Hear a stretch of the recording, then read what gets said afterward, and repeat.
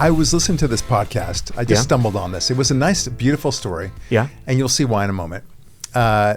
This girl had been adopted by these American parents from China. Yeah. She was abandoned by her biological parents in China. Yeah. Because of, consequences of the one-child policy in China. It was a really horrible, horrible policy. Yeah. Anyway, she ended up being adopted very young age, I think like a matter of days. Yeah. And so she was raised in America. Yeah. And after she was like 13 or so, she really wanted to meet her biological parents in China. She really was fascinated by this, but it was really a challenge. Yeah.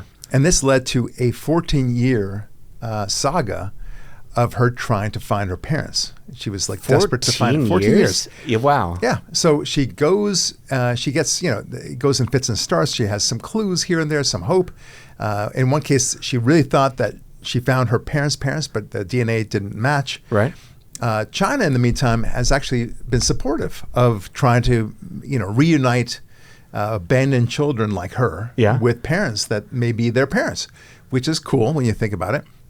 They understand that the one-child policy, in hindsight, without apologizing for it, probably wasn't a good idea. Anyway, so eventually, good point to the story, she actually finds a match after 14 years. Wow. And it's really great. They're all excited. She doesn't speak their language. They don't speak her language. But with translators and Google Translate and all the good stuff, it's not that much of a problem. Right. And so they arrange to meet. So she comes with her adoptive mother to China, and it's a remote village in the middle of nowhere in China. Okay, yeah. And it's very sweet, and everyone, they have a red carpet, they have all sorts of balloons and beautiful things, and in English they say, welcome, adoptive girl, whatever it is. And also for the mother. And they really want to make her feel welcome in every way.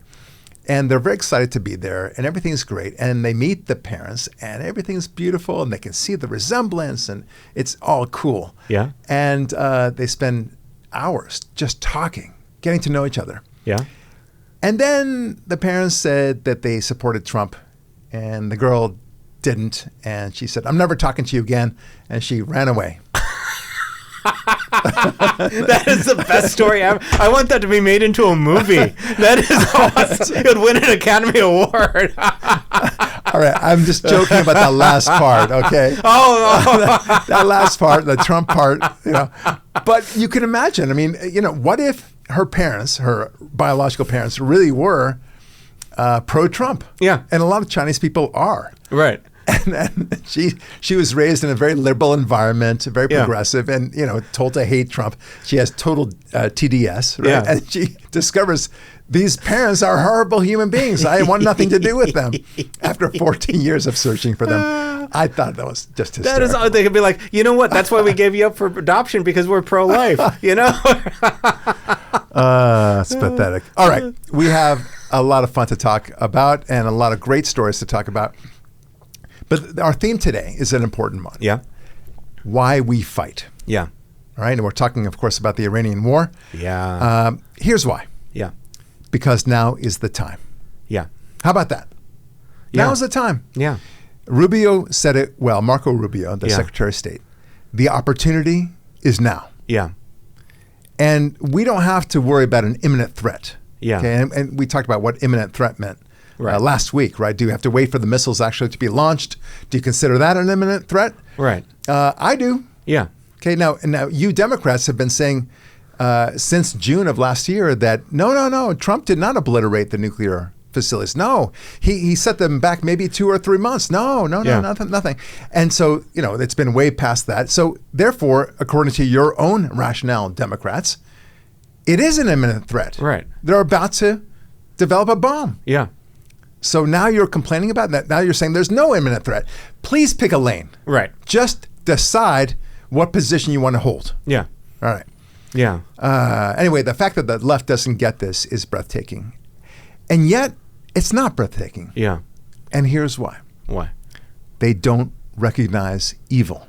No. They have no idea what evil is. They reject the idea of evil as a primitive concept, a tribal concept. Yeah. Something that should be banished to the history books. Right. Because there's no more evil anymore. Yeah. You know that.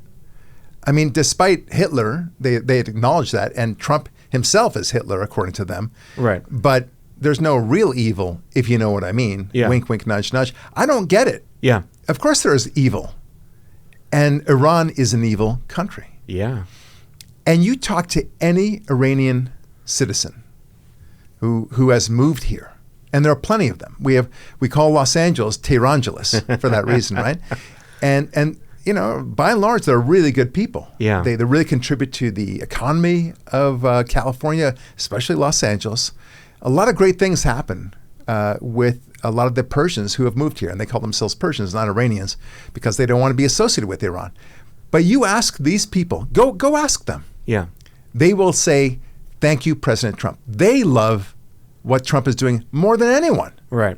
And they're the ones who stand to say, you know, I wish he would stop bombing my country. But they want it. Right. Because they know how evil the regime is. Yeah. Not only that, but the Iranians who are still in Iran, Christians or Muslim, they like what Trump is doing. And they are saying, we are happy to die if this leads to the end of this regime. Yeah. It will not be in vain. Right. So talk to an Iranian today. Won't you talk to an Iranian today? Find one. That's right. This has been a public service announcement. Yes. Yeah. It's that simple. But no, they feel like it has to be an imminent threat. That's also, it doesn't matter what would happen. That's the point, I guess. Had the missiles start launching from Iran, nuclear missiles, and they're already crossing above the Atlantic toward Washington, D.C. and New York somehow. Right. God forbid. They would say, well, it's not imminent yet. Yeah. I mean, we still have, 7 minutes? Yeah. Like, why are you rushing to this? Right? That's one thing they would say. Yeah. Of course, that's absurd. Right. But then they would blame Trump for not having done anything before. Yeah. Like, there's no way that Trump can win, so to speak. Yeah. In the eyes of the Democrats. Right. They'll never say, you know what, I really hate Trump, but the way he handled this war and the fact that he took this war on, kudos to him. Right. And we're only, what is it now? How many days are we? 12 days in? 13 days in? Yeah, yeah. Okay, so why is this the endless war? We talked about endless war. 12 days. Give the guy a break. Yeah. All right, before you start saying it's an endless war, give it at least, 3 years. Yeah. And then you can start talking about, when is this war going to end? Has there been any progress involved? Right. But we're not even close to half a month. Yeah. And you're saying this, which means that we can't really take you seriously. Yeah. So you look rather foolish when you do this. Yeah. Anyway, we fight because now is the time. Right. Because we've been engaged in war with Iran for 47 years. Whether you like it or not, whether you know it or not, we've been at war with them all this time. It's always been a heightened sense of tension. Yeah. Like it's a little bit like a battered woman who doesn't know if her husband tonight is going to beat the crap out of her. Maybe he will, maybe he won't. But he also intimidates her, even if he doesn't actually hit her. The threat of being hit is there all the time. Yeah. And at some point, you got to say, enough. Yeah. I want to divorce this man. And there are many other analogies like that. We don't need this sword of Damocles hanging over our head for all eternity. Yeah. We've come to somehow accept this as a normal state of affairs. It's not. Right. They consistently terrorize us. If not us, then Israel and other places in the Middle East. They randomly kill Jews in Argentina. They killed 250 or so Marines in the barracks in 1983 in Beirut. They bombed the USS Cole. We talked about this last week. Yeah. They continue, and these are not. And those are the big ones. That Right. They have random acts of violence. Bombing a synagogue here, killing a couple of agents there. They are a menacing entity, and their whole goal is to terrorize the world. Yeah. Because they want the whole world to be Muslim, not too clear. But they need an enemy, and this is what they think will somehow galvanize and continue their power. Right. It's a weird dynamic, but we must get rid of them. Yeah. And this is the moment.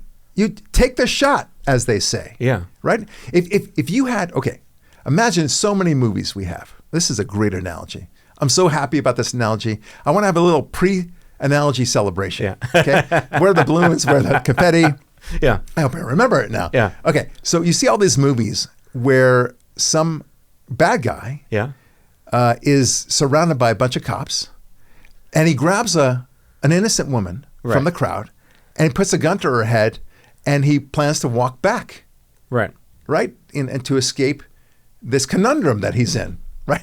Yeah. And so he continues to walk back, and then suddenly he gets distracted a little bit, and the woman is a little bit freer than she was in the first instance. Now, one of the cops has a clear shot on him. Yeah. Take the shot. Yeah. Okay, that's what we're doing. Right. Iran is at an incredible weak state even before this war. The economy was collapsing. Yeah. Israel was bombing the crap out of it, slowly undermining its military. The Mossad agencies were completely taking over, right? Which is wonderful, and we have a little story about that in a moment. And that stuff was really waning. And then, of course, people were protesting in the streets, and it looked like the collapse of Iran was happening. Right. Take the shot. Yeah. That's why we fight. Right. Okay. Going to war is a combination of many things. Dealing with something you have to deal with, as we did in World War II, but also understanding that there are opportune times to strike. Right. And that's what D-Day was about. Right? Yeah. We understood. We knew in 1943 that Hitler was going to lose the war. Right. And there was timing considerations. And they took that time in because that was the moment to do it. Same thing here. This is the moment to do it. And if you don't understand that, then you're a loser. Yeah. Okay. This is what you need to do. And just to add to that, the beginning of World War I or World War II, when Hitler invaded, I think it was Austria, had they taken the shot then, yes, generals have written about it. We would have turned around, we would have overthrown Hitler, nothing would have happened. Had they actually, but they're like, no, we'll give them Austria, we'll give them Czechoslovakia, or whatever the order was. And had they just stood up a little bit then, it's way less than what we had to do in D-Day. Any history class of World War II will tell you there were so many opportunities to stop Hitler. Yeah. Even during the so-called phony war, after Hitler invaded Poland and England and France declared war on Hitler, they could have stopped him. Yeah. But instead, for approximately 9 months, they did nothing. That's why they call it the phony war. Nothing happened. And Hitler just galvanized his position. Yeah. He just increased his wealth and increased his army and made it more impenetrable to defeat him. And then, of course, he invaded France. So this is, and then it was almost impossible. And the only reason why we won World War II is because Hitler started making really stupid mistakes. Yeah. Like invading Russia in the winter and deciding to have a two-front war. It was idiotic on his part. Right. Attacking Africa. Many stupid things. Yeah. That he started distrusting his allies. That doesn't matter. The point is, this was an opportunity. Take the opportunity. Right. All right. Look, this is also something very fascinating. This is from Hot Air. I really love this. Yeah. Trump is a great man of history. Yeah. There, I've said it. Yeah. Many have pointed out in recent days, this is again from Hot Air, the degree to which Trump has forced a turn in the trajectory of America. Yeah. And of world history. Josh Hammer of Salem looks at Trump as a great man of history.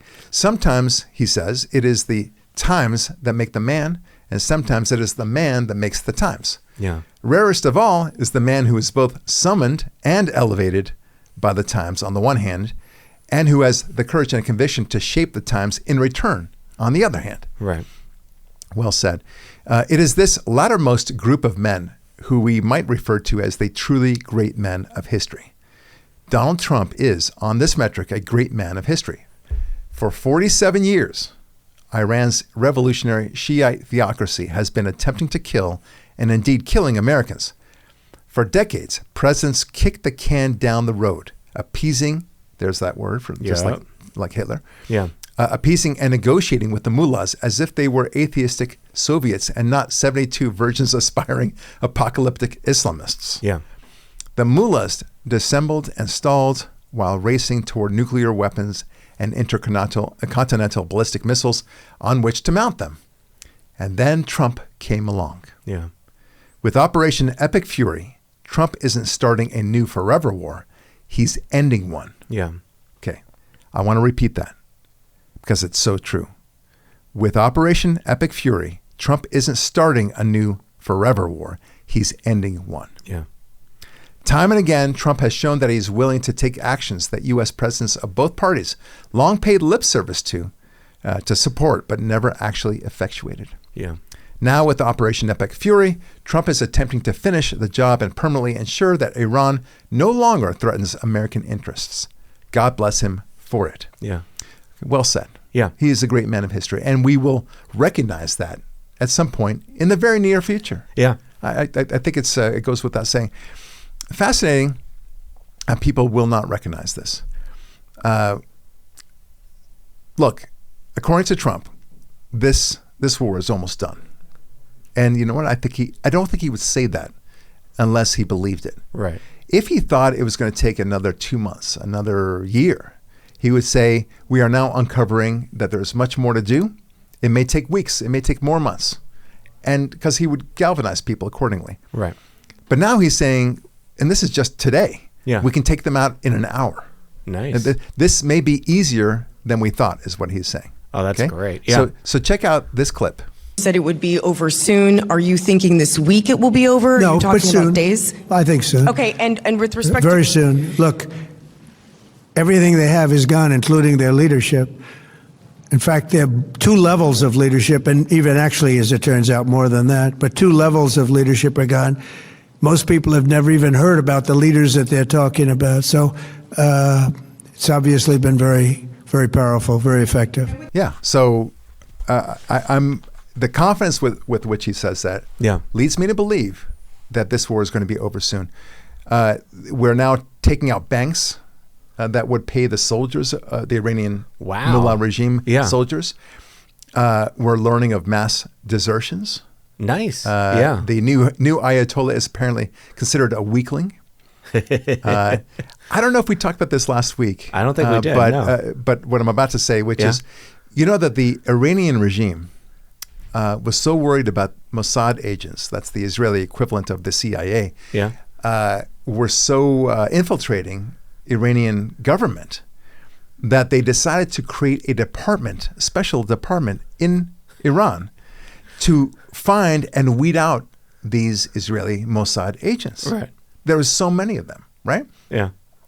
So what do you think the Israeli Mossad did? Infiltrated. They infiltrated that department. Yeah. And so suddenly they were leading the department that was designed to find the Israeli Mossad agents, to find themselves. But that would be heartbreaking. Imagine finding your comrade, and it's I'm sworn to find my own person though. But I've made an oath. I'm supporting the Iranian government. It's right there. So obviously they started pointing fingers at actual Iranian, not Mossad agents, and claiming that they were Mossad agents and taking them out. That is amazing. So, it was just. I mean, look, I think the tagline for the Mossad should be Mossad, intelligence with a side of humor. Right? I mean, don't you think? I mean, it's really great. Anyway, this is turnabout. This is going to lead to the expansion of the Abraham Accords. Yeah. Exactly what Iran was trying to avoid in the first place with October 7, right? Yeah. Because they were behind October 7. Oh, yeah. They were particularly afraid of Saudi Arabia joining the Abraham Accords. Right. So it probably didn't help much that Saudi Arabia just was attacked by Iran. Iran attacked them. Yeah. Right? I'm just saying. Yeah. Maybe not a good idea. No, I think a lot of those countries are actually turning against Iran, right? Everyone's turning. So this flailing thing where they throw a bunch of missiles everywhere. That's not a good idea. Not a good idea. Yeah. And now it's funny because a liberal friend of mine said that the reason why they're doing that it's that they're trying to hit American interests in those respective countries, and they're missing. Right. No. As it turns out, no. Yeah. Because now we know that they're actually trying to hit UAE, the bank system there. Oh. So that's not American interest, right? So clearly they're trying to attack the Gulf states that neighbor Iran. It's really weird. Right. I think the reason why is that they were hoping that this would create tension, and somehow it would cause everyone to get into the fray, and then you would have a true regional war.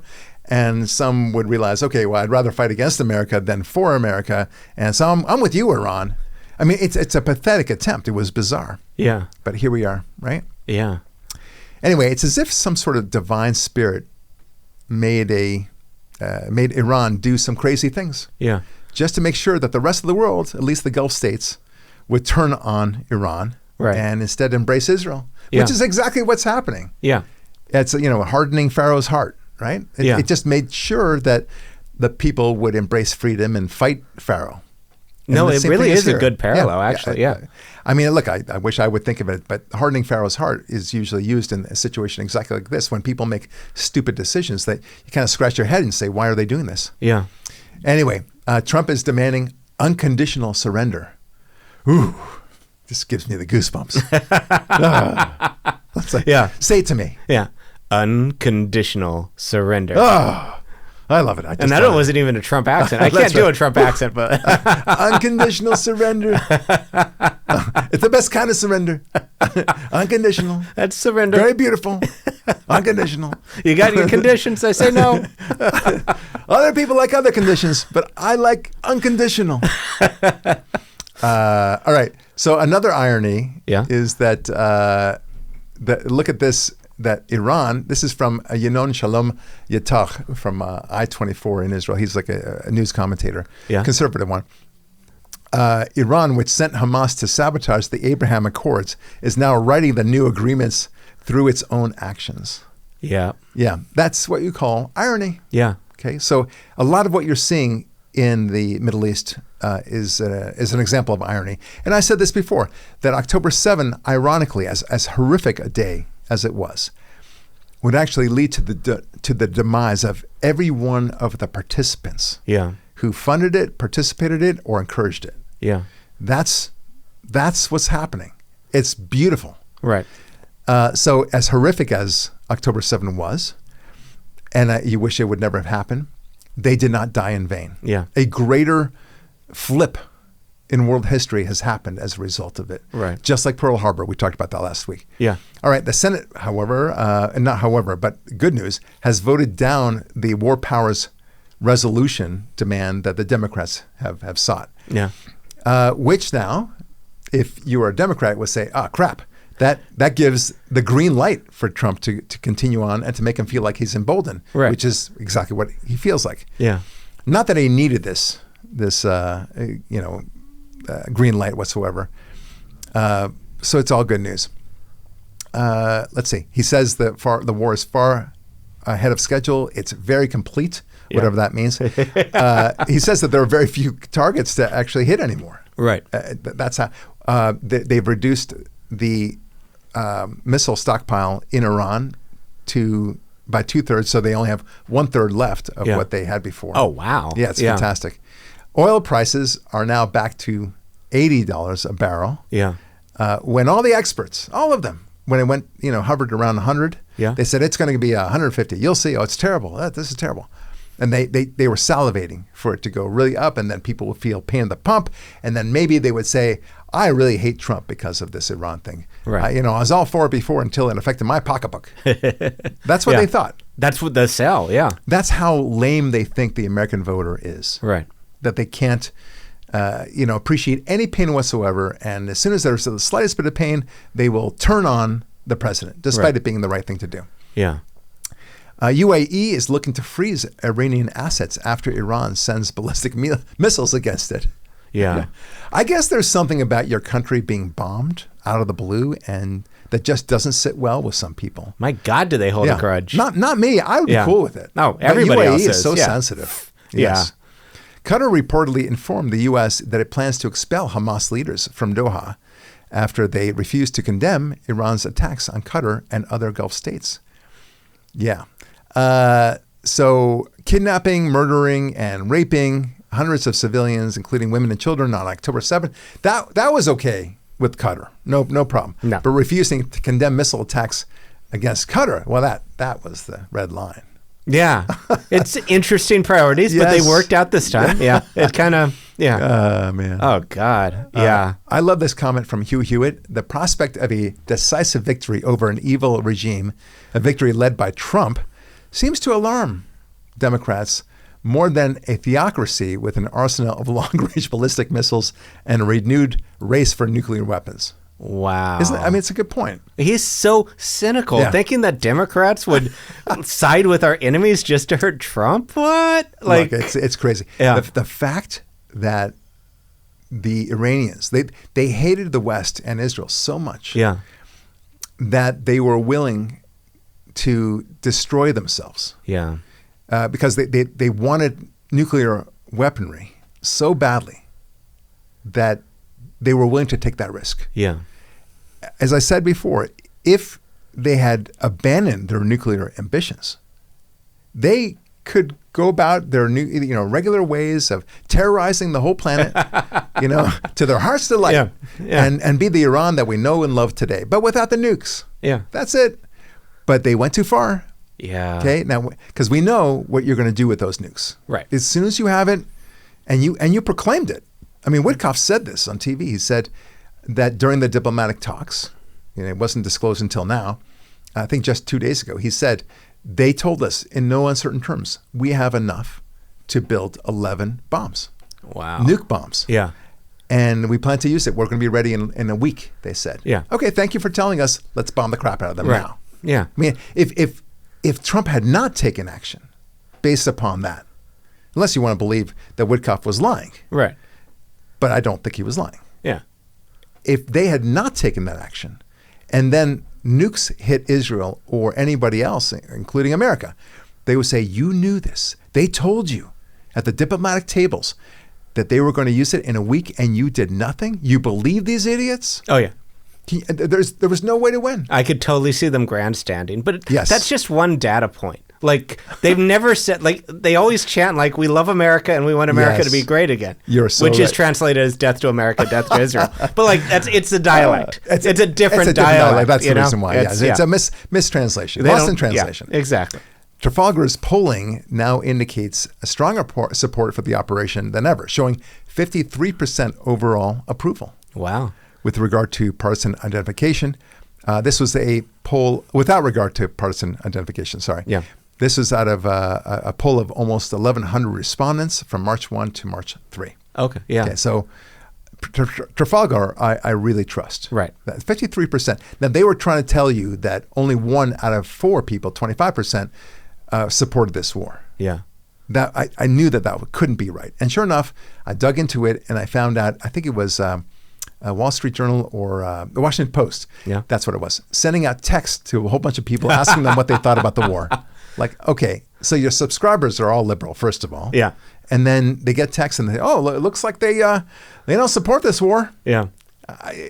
Clearly skewed. Yeah. I mean, there are polls and there are polls. Right. Okay. I can take a poll of you and me only. Yeah. Like, what do you think about this war? And you and I will say thumbs up. Right. 100%. Yeah. Of people in America love, this war. Yeah. Okay. But that's a poll. Yeah. I just took it. Yeah. But there are polls and there are polls. Okay. Yeah. Yeah. Governor Gavin Newsom. Oh, the best one. The great one. He doesn't really like this war. Wait, what? No. Yes. Oh, you wouldn't have thought that, but sure enough. He also doesn't like Israel, generally speaking. He likens it to an apartheid state. Yeah. All right. So check out this particular clip from your boy, Gavin Newsom. He's got a lot to say about it. But the issue of Bibi's interesting because he's got his own domestic issues. He's trying to stay out of jail. He's got an election coming up.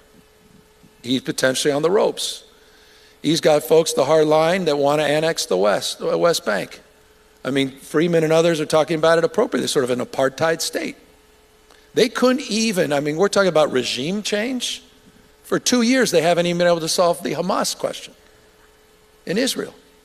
So this is, I want to be careful here, but, in so many ways, that influence in the context of the conversation of where Trump ultimately landed on this is pretty damn self-evident.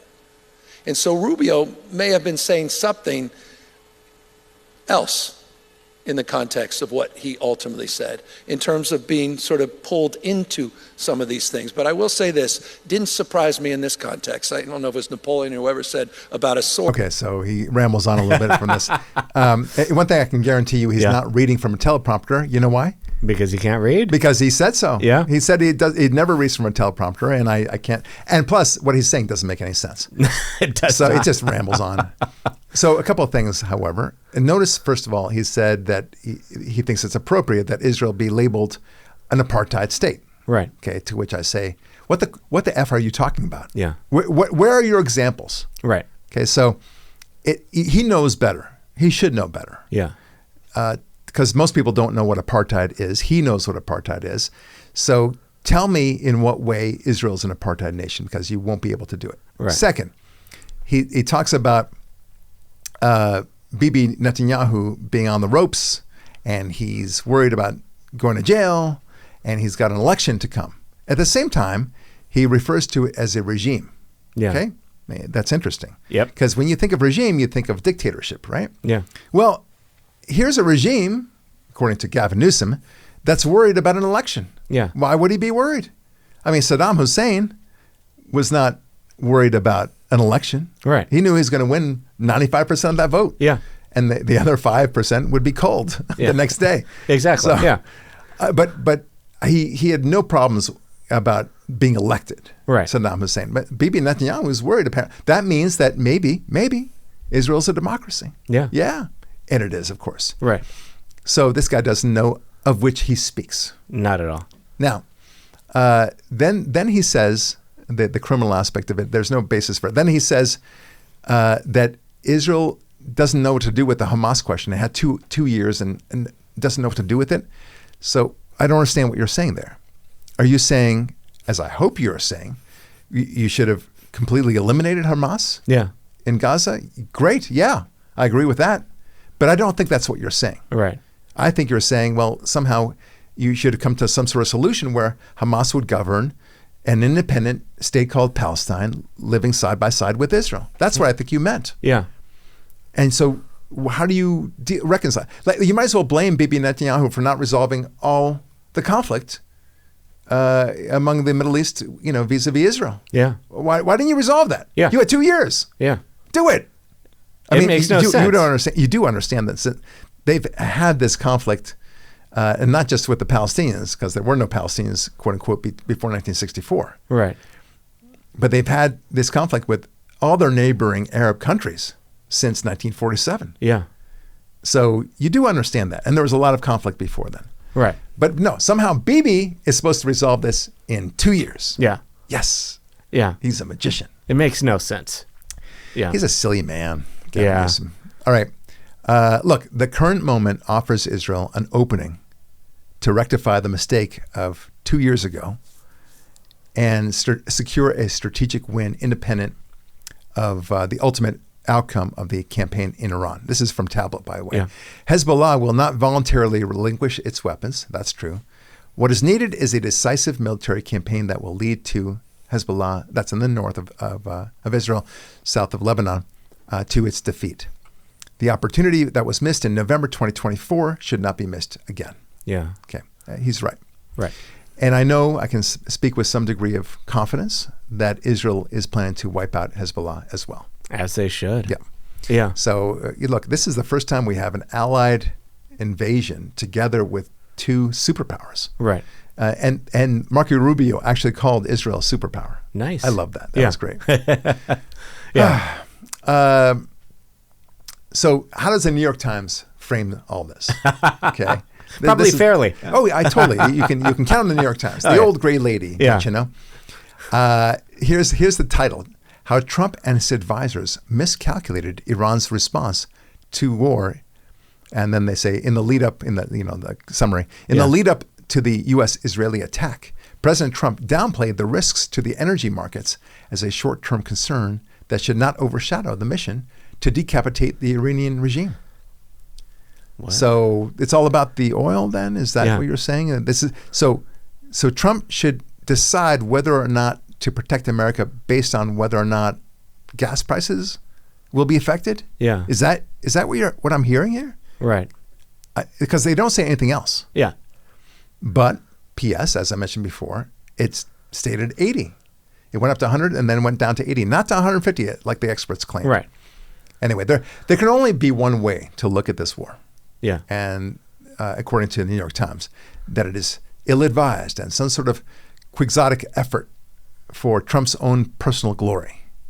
At the very least, the New York Times and others like it think that he hasn't thought it through. And then, of course, they're all about collateral damage, which they're just chomping at the bit to talk about. And this time, it's about an elementary school in Tehran, which apparently was hit. Right. And maybe it was hit by American forces, Israeli forces. We don't know. Yeah. But let's say it was. Yeah. Okay. That is consuming the news.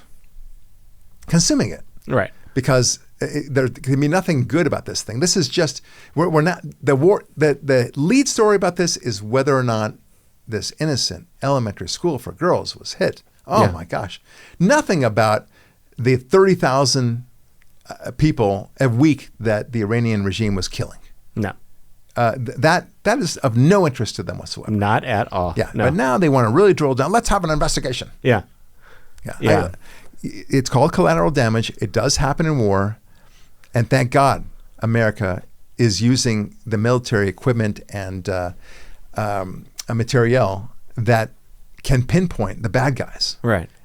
And reduce this collateral damage to such a degree. Before America, war was millions of collateral damage. I mean, millions of people would die. Oh, yeah. Senselessly. And so yeah. They would bomb whole cities. They couldn't give a crap of who was underneath their bombs. They knew that innocent people would die, right and left. Oh, yeah. Yeah. But now you expect even one innocent person, oh my gosh. Right. What are we going to do about this? Yeah. We should call this whole war thing off. Yeah. It's absurd. Yeah, and it's if they supported it and actually could define, okay, these are the objectives and this is what we're going for, then okay, you can talk. But if you're just looking for reasons, like not the stock market, no, it's gas. But then if gas prices is an issue, can we talk about Gavin Newsom closing down all the refineries? Nice. Can we talk about like so many other? We can actually make it a lot easier to get gas. Yes. But that's not the issue. It's just that specific one little detail you can criticize it with. Yeah. It's really there's just always something. You'll always have that. Yeah, it's never perfect, but yeah. New York Times editorial, there it is, New York Times again. Yeah. The title is, wait for it, Trump's attack on Iran is reckless. Yep. Mr. Trump's failure to articulate a strategy for this attack has created shocking levels of uncertainty about it. The attack has succeeded in killing a brutal dictator, yes, but it remains unclear what comes next. Yeah. Mr. Trump has offered no sense of why the world should expect this regime change to end better than the versions in Iraq and Afghanistan at the start of this century. Those wars toppled governments, but understandably soured the American people on open-ended military operations, again, endless wars, of uncertain national interest, and they embittered the troops who loyally served in them. No, the reason why the troops were embittered was because you schmucks on the Democrat side pulled us out. Yeah. Okay, and defunded us. Right. In Vietnam, Iraq, and Afghanistan. Thank you very much, Democrats. Oh, yeah. Guess who is really embittered, okay? Yeah. They're embittered toward you. Now that the military operation is underway, continuing on, we wish above all for the safety of the American troops charged with conducting it and for the well-being of the many innocent Iranians who have long suffered under this brutal government.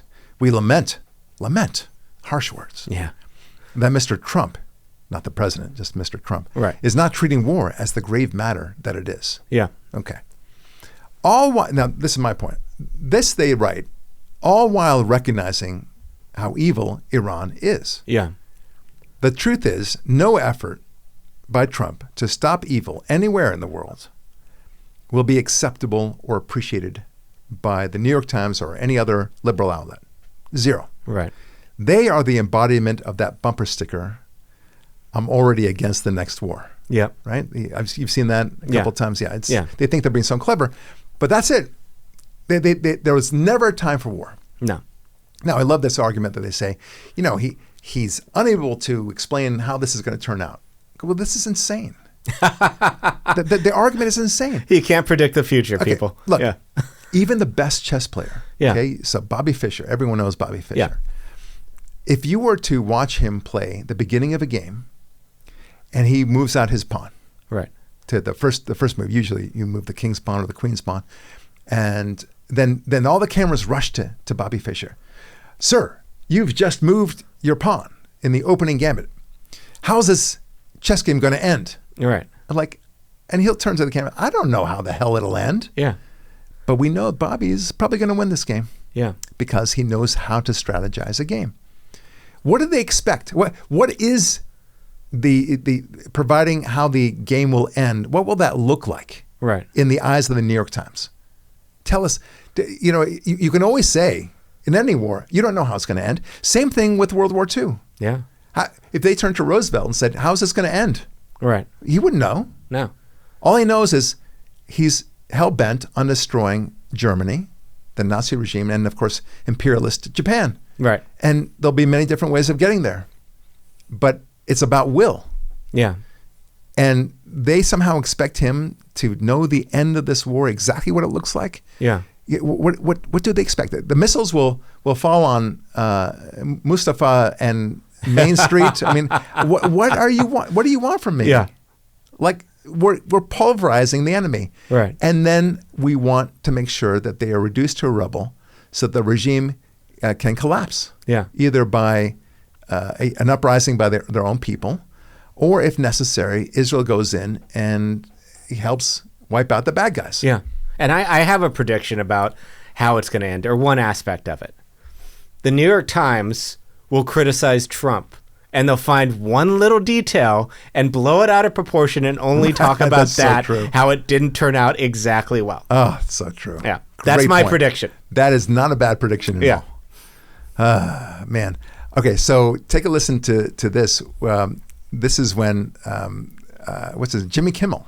Oh, God. He decides that he knows what's what with this war. You can't fool Jimmy Kimmel. Oh, yeah. His talking points are the best. I live my life by it. Yeah. I live by all his teachings. Yeah. Okay, here you go. Now, on Sunday, he said it could last 4 to 5 weeks. Yesterday, he said it could be more than 4 to 5 weeks. Today, he said it's too soon to know. And tomorrow, we'll be shooting for Christmas, I guess. However long it takes until everyone stops talking about how many times his name is in the Trump Epstein files. That's how, and one of the concerns.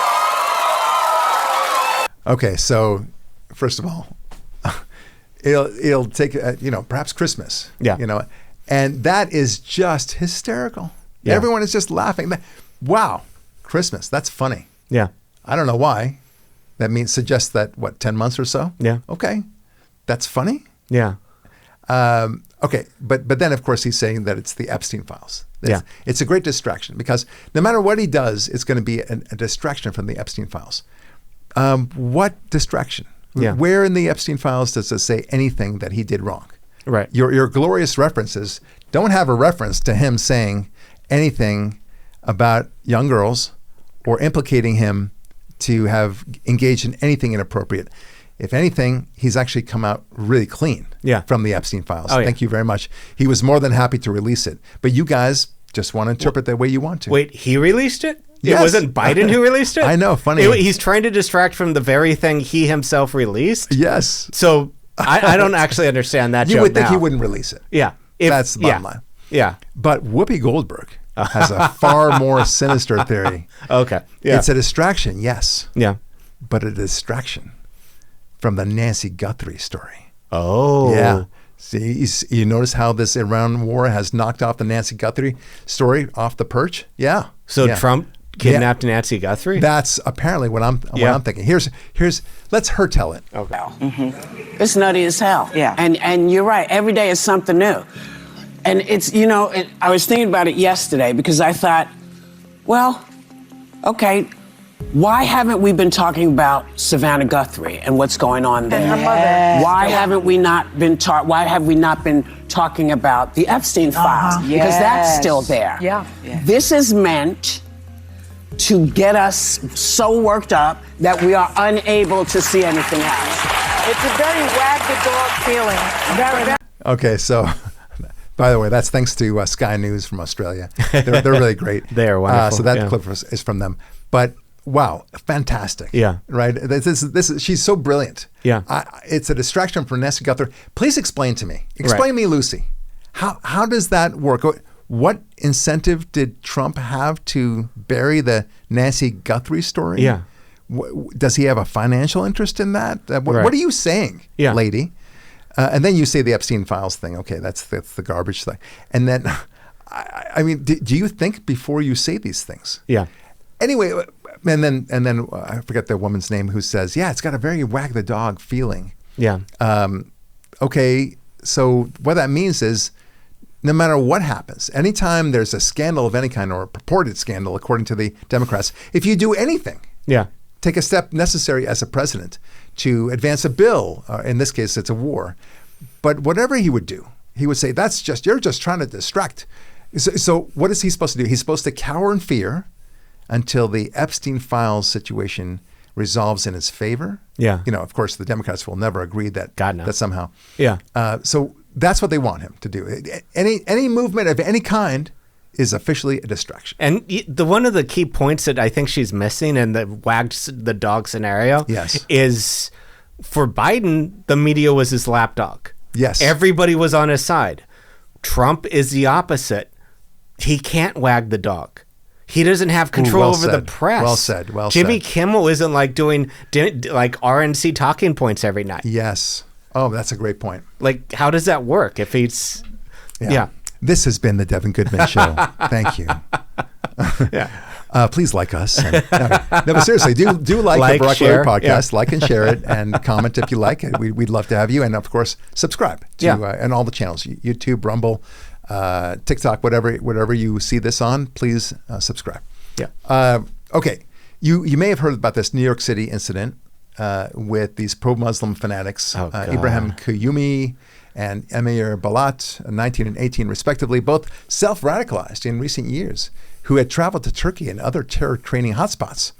Law enforcement sources close to the case told the Post. That's the New York Post. Yeah.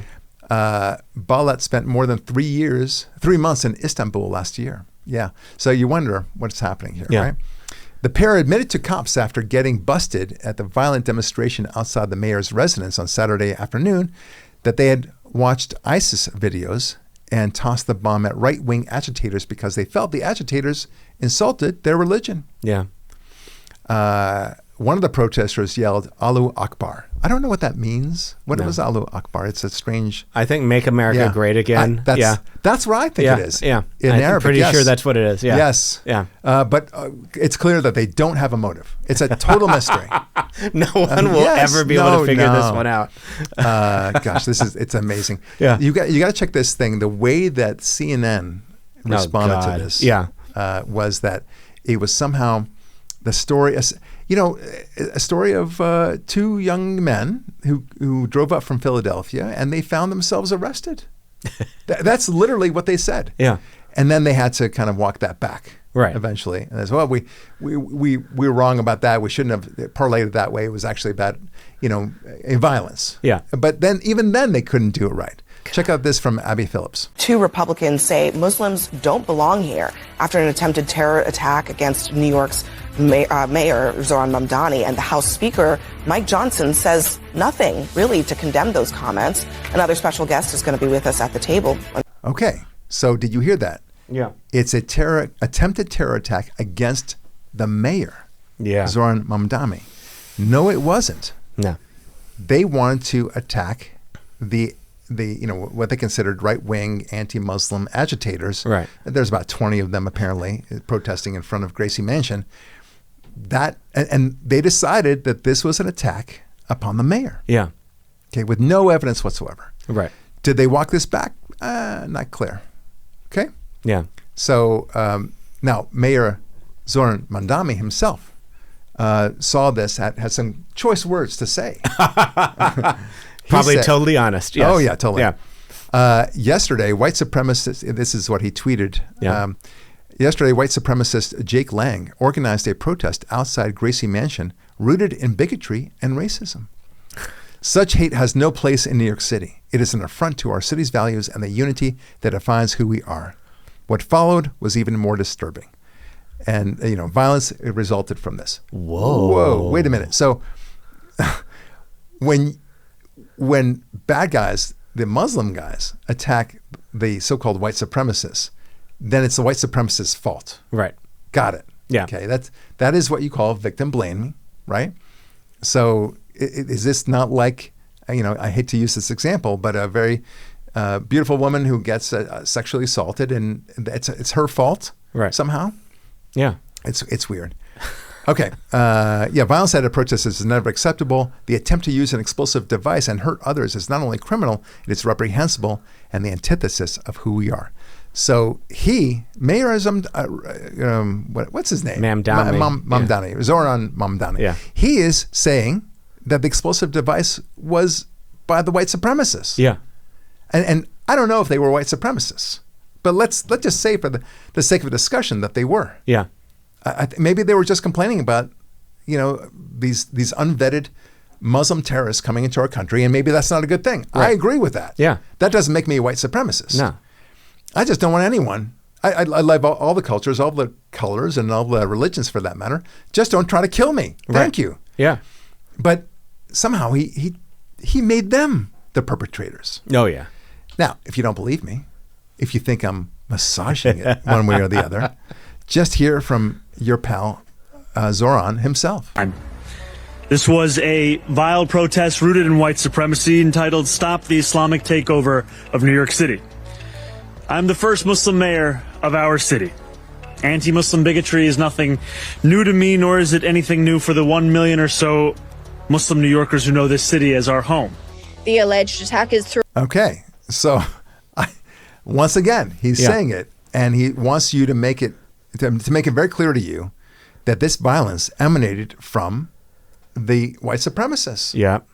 He says nothing about the radical Muslims who actually were trying to kill the protesters. Right.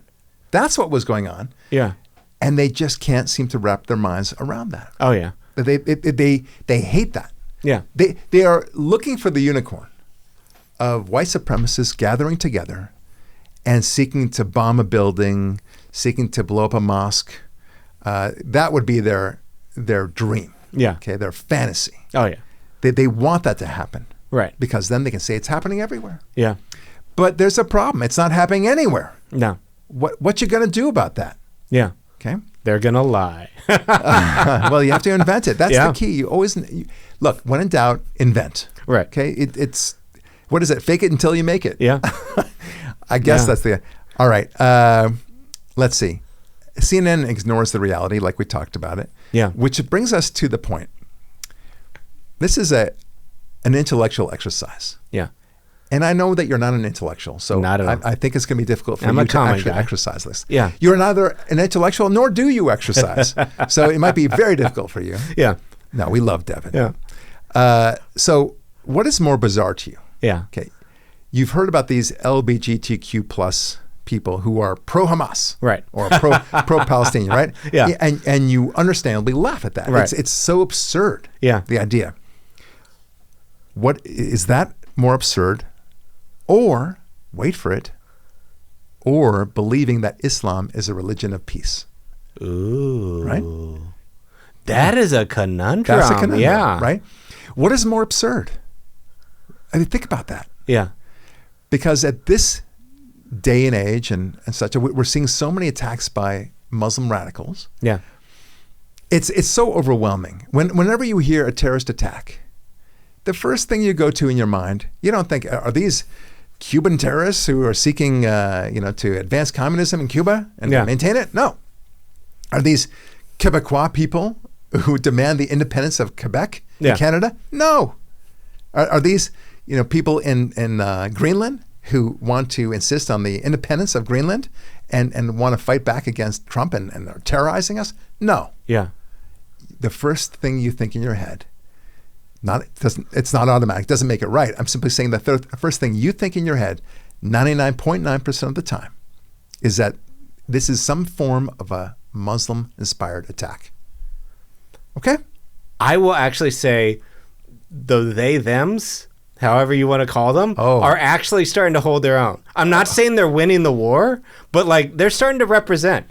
And it's one of those where it's it's either one or the other. They're starting to represent. Yeah. Yeah. Unfortunately, you know what? You have a good point. You have a good point. Especially the Muslims. And for some reason, it's always the schools. They always have to attack the schools. The transgender killers. And, look, there are many more of the pro-Muslim, the Muslim extremists, than there are the transgender extremists. There are also other shooters that do terrible things too. But it's not a bad point. It may reduce the number from 99.9 to just a mere 99. How about that? Okay. So 99% of the time, you think it's a Muslim attack. Right. So, and, extreme Muslim attack.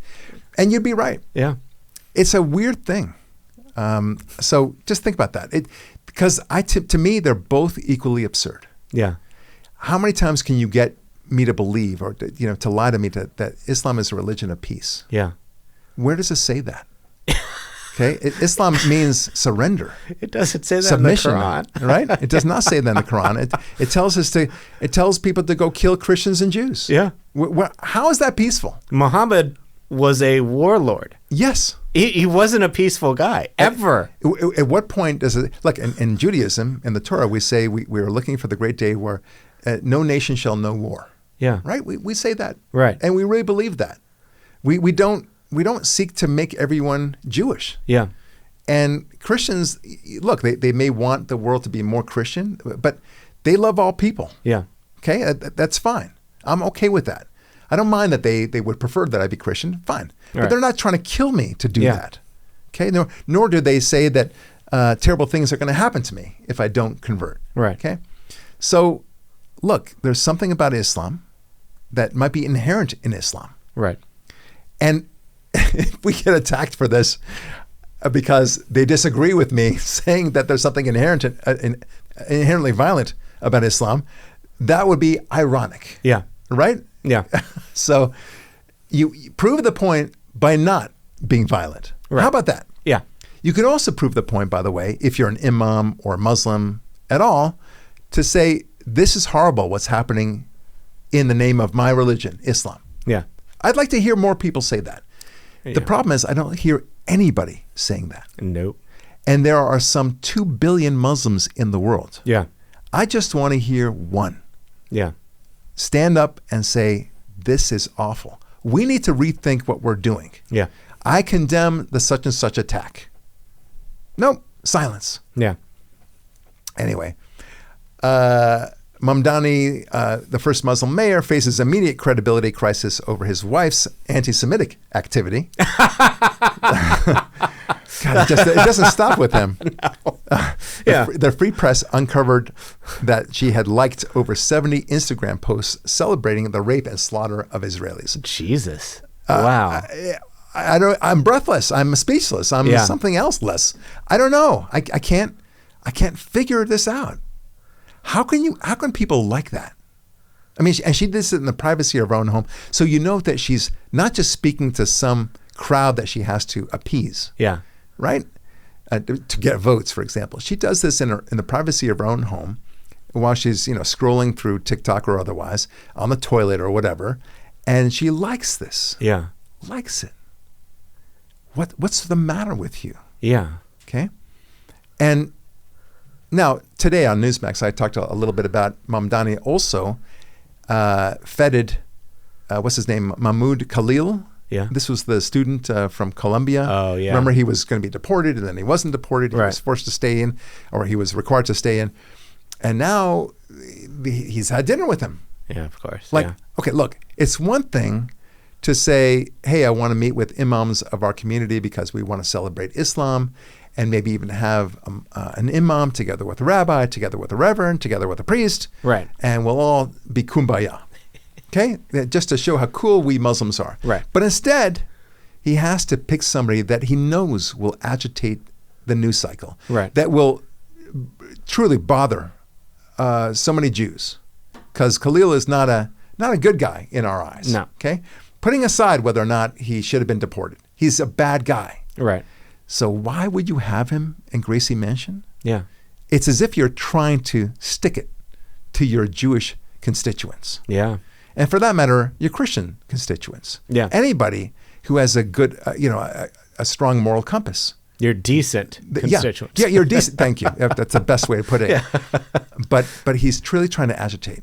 oh, I'm going to show, this is going to bother a lot of people. Yeah. That's what he knows will happen. Right. He's not that stupid. No. All right.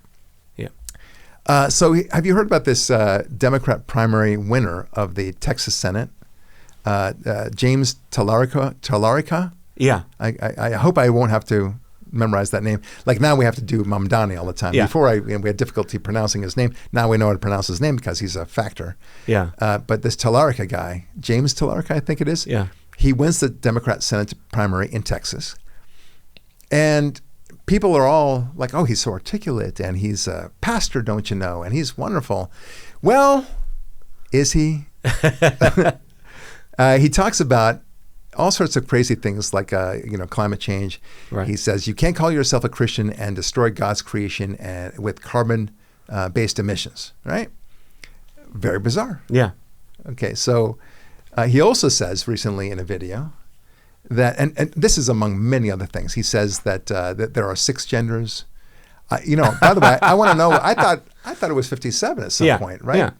But maybe you keep it to 6 because people can only remember up to 7 things. And, right. That's 6 is kind of like a good number. Yeah. Let's go with that, guys. 6. Who knows what he was thinking? Those poor 8th and 9th gender people, man. They're excluded. They're excluded. So he's interviewed on this podcast, I guess. Yeah. And during the interview, the host says, hey, is there something that you love? That's not, of course, just family and friends. Tell me. And she's saying this as a friendly, very friendly interview. Right. Check it out. Something that you love that's not family or friends. I love, I'm just saying this because it's on my mind, the trans children who showed up yesterday at the state capitol to advocate for their humanity. They shouldn't have to, but it was an inspiration to watch. Okay. Yep, there you go. Okay, this guy's a nut. Yeah. Okay, and clearly he's doing that because he wants to make it clear that he's super progressive and he loves trans children. Yeah. Okay, that's okay. I wouldn't have answered that way. Other than my family and children, I love Western civilization. I love God. Yeah. I love Christianity. I love Judaism. I love Israel. Yeah. I mean, what? You're a pastor. Yeah. Supposedly. So she asks you, what do you love that's not family or friends? Right. How about God? Yeah. How about your congregation? What's the matter with you? Yeah. Obviously, this is a political ploy. Yeah. And it's blasphemy, too. I love God's little mistakes because that's her whole idea. God made a mistake and put them in the wrong body. So we have to cure it up now. Like, it's horrible. Well, interesting stuff happening in the transgender world, at least the world of news. The Supreme Court last Monday granted a request from a group of California parents to reinstate a ruling by a federal district court that prohibits schools, this is good, in that state from misleading parents about their children's gender presentation. Oh, wow. That would require schools to follow parents' instructions regarding the names and pronouns that their children use there, which is great. Yeah. Okay, so in other words, you got to tell the parents. Yeah. Okay, something funky is going on. You can't lie to them about it. Yeah. You're not allowed to hide that. Yeah. Which is a good thing. Yeah. But I can't believe that we're even there. Yeah. That this would be an issue. That would go to the Supreme Court of the United States. Yeah. How you could be on the other side of that befuddles me. Yeah. Or you've got to be the one putting some ideas in the kid's mind. Yes. Like, that's what's going on. It's not the kids. It's the teachers. It's the teachers. And they enable it. They empower it. They give them ideas. It's one of the things as a parent, it's a very subtle thing. You don't want to talk about certain things, not just because it's inappropriate, but because it puts ideas in the minds of young children. Yeah. So you don't want to talk about transgender stuff. Yeah. Okay. Or dressing like the opposite sex, especially a boy to a girl, because it puts that in his mind. Right. Why? Why would you do that? Yeah. There are some things that you shouldn't put in the mind of a child before a certain age. Yeah. Okay. Like 18, 19. Yeah. Wait. Just wait. Maybe it'll be 15. I get it. But like, for example, you learn about mommies and daddies when you're 3 or 4 years old. You have a mommy and a daddy. And then right away, and the kid might say, does everyone have a mommy and daddy? And then you say, yes, they do. But let me tell you something, sweetie. There's also somebody who can have two dads. Maybe 3 dads. Yeah. Maybe a polycule. Yeah. Let me tell you what a polycule is, son. Right? Yeah. And what do you feel like being? You could be an aardvark. You could be a girl. You could, all that stuff. Why would you put that in the idea? Because that'll screw them up. Yeah.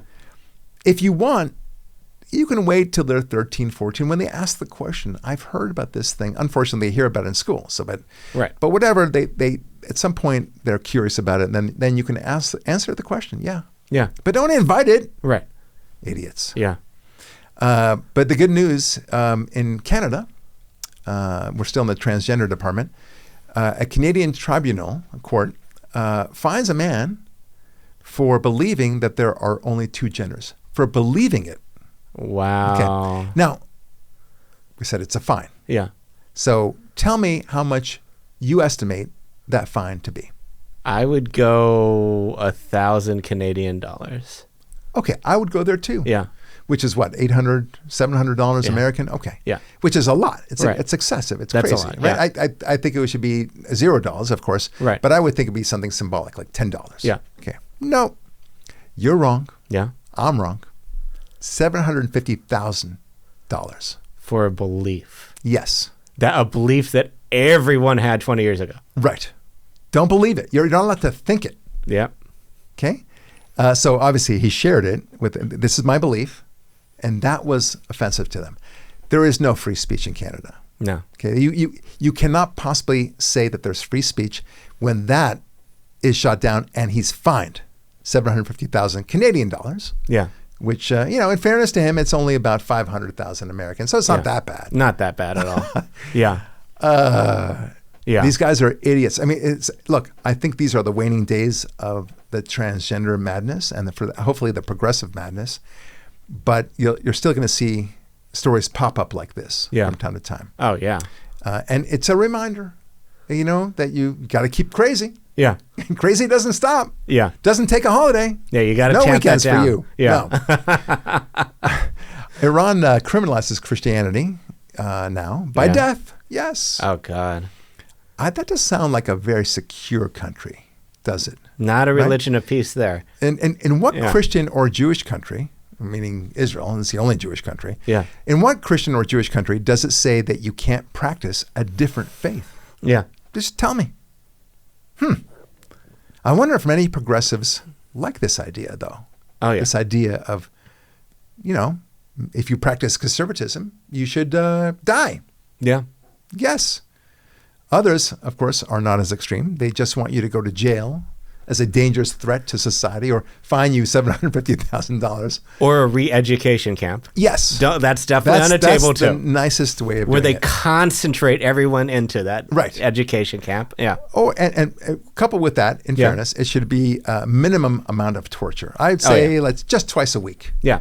That, I think, some of the more reasonable moderates would go for. Just to drive the point. Yes. In. Yeah. But death, no, that's too far. No. That's forever. They might have the hope of learning from their wrongs. Yeah. Yeah. All right. Polls. Trump's overall approval now sits at 46%. That's pretty ticking good. upward across nearly every policy area. His strongest came on fighting crime in the cities. That's 51%. Nice. Immigration, 48%. And returning America to its values, 48%.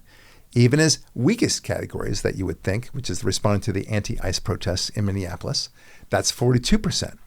And then you've got tariffs and trade policy, 43%, are areas where the administration still has room to maneuver, but still not bad. Okay, they were hoping for it to be in the 20s. Yeah.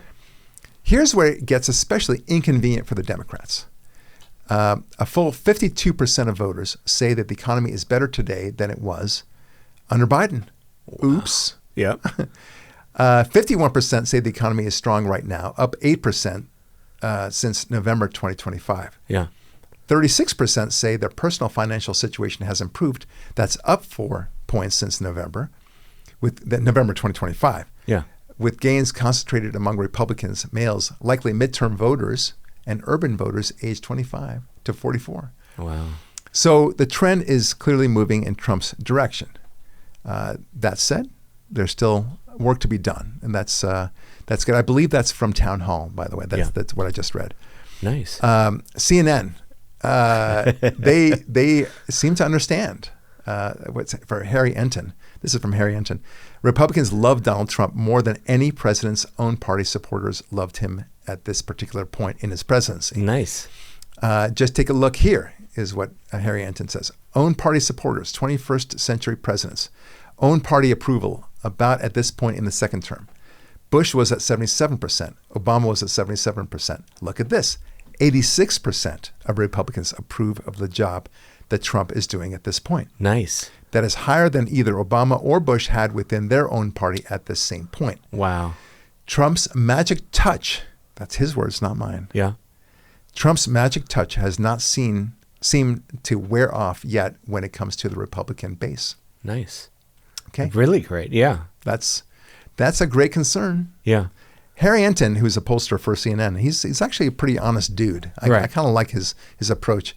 And whoever's there standing next to him, they're like trying to do this fake smile, like, "Oh, that's so interesting. Okay, when is this going to end?" Yeah, like they can't wait till the polling segment is. And now we turn to Harry Enton. Harry, tell us. Anyway, polls done by Pew Research and Gallup have consistently shown that Republicans are proud of their country, regardless of who is president. That's great. Yeah. While Democrats are proud when Democrats run things, and repelled by their country when Republicans do. Yeah. So that's interesting, right? Yeah. Because I was proud of America still when Obama was president, Biden was president. They're conditional. Right. Their pride is conditional. Yeah. So it is no surprise that Huffington Post laments people cheering on the USA Olympians. This is from the Huffington Post. The cognitive dissonance of rooting for U.S. sports while hating the U.S. government is so common that, quote, it continues to be one of the main topics I hold space for in therapy. Wow. Unquote, said Los Angeles-based licensed clinical social worker Amy Monterosa. Oh, man. You know, if you're a licensed therapist, isn't it part of your job to say, dude, relax, it's okay. Yeah. Don't freak out. But I guess some of these therapists, that's why my wife is a therapist, and she's a damn good one too, by the way. Fantastic. Really great with all sorts of postpartum issues. And, that's awesome. Amazing. Great with children, by the way. Amazing. And she would, not that I know, I mean, I ask her in generalities, and she says, people are way too stressed. Their stress is manufactured in their own head, and they let things bother them that shouldn't bother them. Yeah. Most of the time, they shouldn't be bothered. Yeah. But that's why I feel like I could say about this Amy Monterosa chick. Yeah. Like, you're failing in your essential job. You have one job, right? And you can't even apply it to yourself. Yeah. Okay. Here's a fun story. The California jungle primary may give the Golden State a choice between only 2 Republicans for governor. Yeah. Did you hear about this? No. Okay. So the California primary is set for June 2nd. Yeah. Candidates needed to file by last Friday. Yeah. Okay. That's from Ballotpedia. Yeah. That March 6th was the deadline. In 2010, Golden State voters adopted Proposition 14, which was loosely referred to as the jungle primary law. Yeah. So the first 2 candidates who make the most, they get to be on the ballot in the general election. Done, regardless of party affiliation. Yeah. So 10 candidates this cycle are in, but only 2 Republicans are polling first and second. Chad Bianco and Riverside County Sheriff Chad Bianco, who is the Riverside County Sheriff, and Steve Hilton, a Fox News contributor and former advisor to British Prime Minister David Cameron. Wow. Okay. So Real Clear Politics has Hilton polling at 15 and Bianco at 14.3. Followed by Eric Swalwell at 12 and Katie Porter at 11.3. Wow, that's too high for her. But yeah, amazing. Yeah. But it would be a beautiful irony if the primary process that was motivated essentially to squeeze out Republicans would instead squeeze out Democrats. This is, that is amazing. File it under too good to be true. Yeah. So what would have to happen is, and so here's the problem, is the Republicans, Steve Hilton and Bianco are saying to themselves, well, we're crazy people. We'll go ahead and run for governor. Right. And, I think they're both good, by the way, but they know their chances are slim in California. Yeah. So, they take the shot. There's only 2 of them. There are 8 Democrats. The 8 Democrats will be cannibalizing the votes between and among themselves. Right. And so the 2 Republicans end up with the most votes. That's amazing. In fact, if only one Republican, let's say it was just Steve Hilton, okay? Yeah. If he were the only Republican, he would have, arguably, if you added both his share and Bianco's share, it would be 15 plus 14, so 29, almost 30% of the vote. Right. And he would definitely be among the first. But it's almost beautiful to keep it this way because they'll be the first two top getters. Yeah. If Hilton were the only Republican with, let's say, 30%, then he'd have to compete against a Democrat, and that Democrat would probably win. Right. But watch out. Yeah. So what will have to happen at the end of the day is that some of the Democrats will be really pressured to get out. Yeah. Because that would create more percentage for any one of them. Yeah. So look, I mean, we could have a fantasy, but we'll see what happens. Yeah. Okay. Yeah. I feel should we talk about Cuba? Yeah. Because Cuba is coming up the ranks. Yeah. Could Trump and our Cuban Secretary of State, Rubio, help the island nation agree to a post-communist future? Wow. President Trump has described Cuba as being in the last moments of its life. That's from Bob Hogue at Red State. Yeah. And he says that Trump thinks the regime that has kept that country in the 1950s is on life support, which is soon set to expire. They want to make a deal, and so I'm going to put Marco, I mean, this is Trump saying it, over, referring to Rubio, over there, and we'll see how that works out. We've really focused on this one right now. We've got plenty of time, but Cuba's ready after 50 years, he added, explaining that Iran, of course, is the current first priority. But a friendly takeover of Cuba? Wow. Is that possible? That would be amazing. Look, they are really collapsing. I mean, they don't have the oil now. They're starving. It's bad news. It's an island nation. At some point, it's silly. It's crazy. It's not 50 years, by the way. It's been since 1959. Right. So it's 65 years. Yeah. 66 years. No, 67 years. Wow. That's a long time. Yeah. And I'm surprised it lasted that long. Yeah. It really is surprising. Yeah. Anyway, one last thing, only because I know you like really fun stuff. Yeah. And comeuppance issues. Okay. This is a story about Red State, from Red State. White House counsel David Warrington says in a letter addressed to the National Archives and Records Administration, NARA, that Trump does not uphold the former president's assertion of privilege, meaning Biden, over records sought in 4 congressional probes. Oh, wow. This letter directs NARA to provide materials to Congress. Yeah. The dispute centers on documents related to investigations into Biden's health. Yeah. That's number 1. Alleged politically motivated probes into Trump and his allies. That's number 2. Nice. The Biden's family's financial dealings. Number 3. Yeah. And which Republicans argue goes to the heart of Congress's constitutional authority. And then election issues. Yeah. Dun, dun, dun. Nice. This is going to be fantastic. That is amazing. Yeah. The White House is telling NARA to turn over anything and everything about the cover-up of Biden's health and so on.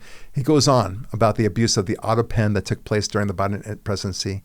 All of this is going to come out, and they cannot assert executive privilege. Nice. And that's up to Trump. Yeah. This is not up to anybody else but to Nice. Trump. He gets to say that doesn't apply.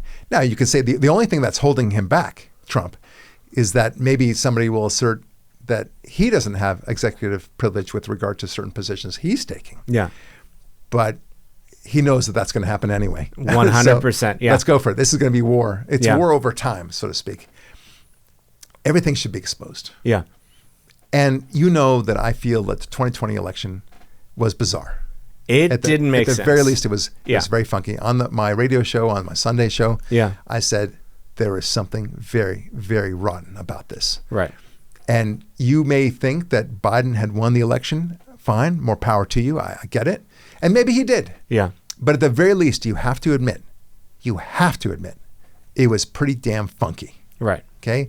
With the floods in Atlanta somehow creeping into Michigan and Pennsylvania and Wisconsin, stopping all the election counting there as well.